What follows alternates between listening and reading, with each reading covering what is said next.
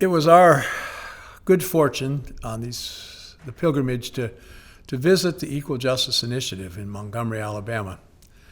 And that's Brian Stevenson's organization, and he's done amazing things. He's written a best-selling book. He's part of a movie.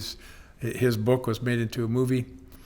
And he remains just down to earth and just an essential part of what brings hope to our country right now. And they work with the idea that all children are children. And he challenged in the Supreme Court abusive punishment of juveniles. And they worked hard with the lynching project, lynching in America, targeting black veterans. Lynching in America, confronting the legacy of racial terror. Slavery in America, the Montgomery slave trade. There's a picture that'll get your attention. And we had a chance to meet Anthony Ray Hinton, who spent 30 years in a 5x7 cell. He told his story. He said, I got married 3 times in my mind, he said.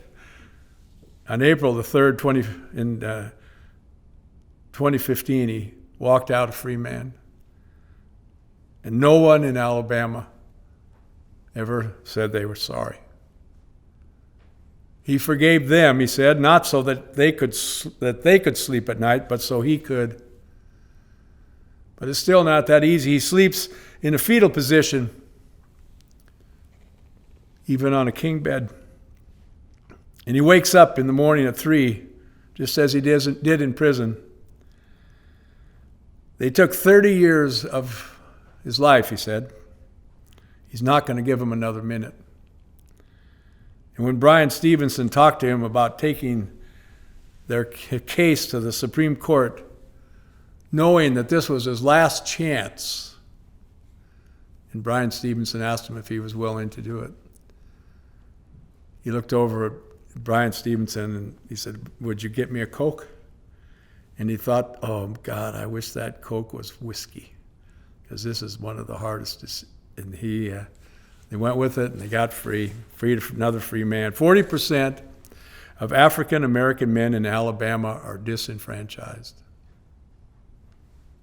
And there's still no public defender in Alabama.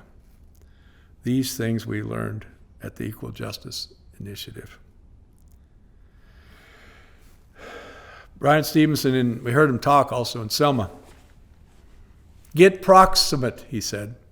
In other words, be there.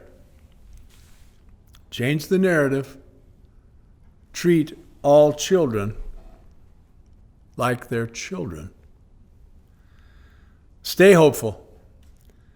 Hope needs to guide us. Change lives in hope. Be willing to do uncomfortable things.